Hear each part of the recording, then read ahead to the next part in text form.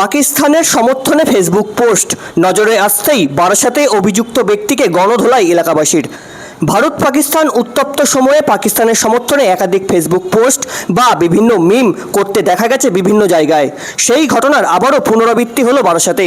বারাসাত চাপাডালি মোড় সংলগ্ন মাংস বিক্রেতা রিজওয়ান নামে এক ব্যক্তি তার ফেসবুক ওয়ালে পাকিস্তানের প্রধানমন্ত্রীর পায়ের ধারে নত হয়ে বসে রয়েছে ভারতবর্ষের প্রধানমন্ত্রী।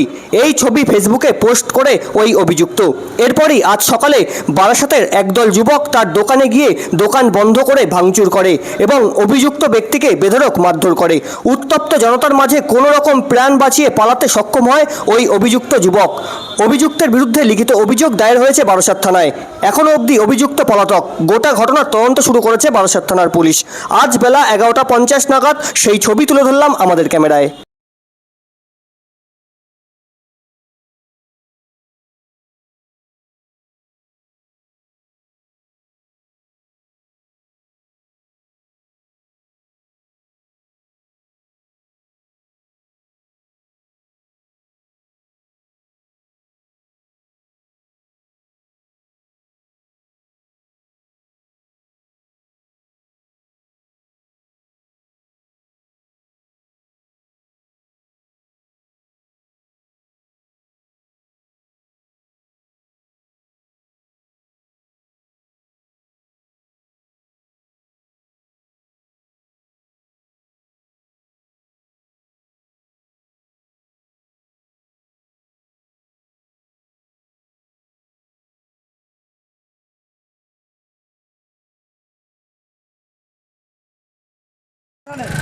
আমি ঠিক এখনই এসছি, আমি ঠিক জানি না।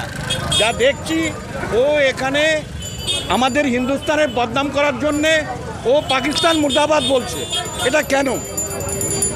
আর কিছু না।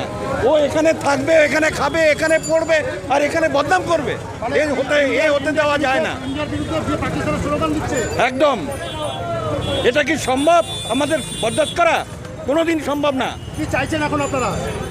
একে চাইছি উচিত একে শিক্ষা দেওয়া হোক, আর কিছু নয়।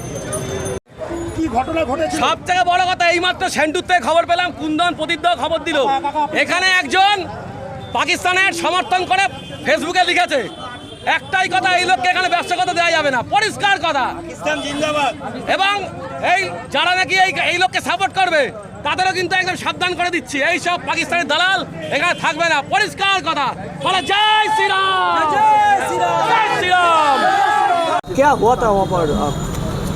रिजवान खुरासी खांसी का दुकान है उसका, बारासात चापाडली मोड़ में। और गत 12 तारीख में एक इंडिया विरोधी पोस्ट सोशल मीडिया में डाला था। उसमें वो इंडिया का पीएम, हमारा सबका जनप्रिय पीएम, पाकिस्तान के पीएम के सामने भीख मांग रहा है, ऐसा पोस्ट किया था। आज हम लोग जो बारासात का जो आम आदमी है वो सब मिलकर जाकर उसका दुकान तोड़ दिया है। दुकान में जो था उसके ऊपर गाना प्रहार हुआ, वो भाग गया। और अगले दिन में हमारा ये मांग है कि उसको हम बारासात में रहने नहीं देंगे। वो अरेस्ट हुआ अभी तक अरेस्ट नहीं है, हम थाना में कंप्लेंट डाला है।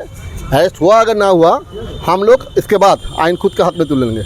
उसके बारासात में नहीं रहने देंगे, उसका दुकान भी नहीं खुलने देंगे। और अगला दिन इसको देखकर और कोई भी ऐसा करेगा तो गाना पड़ा भी मार भी जा सकता है। आपका नाम? अब मेरा नाम है प्रदीप चटर्जी।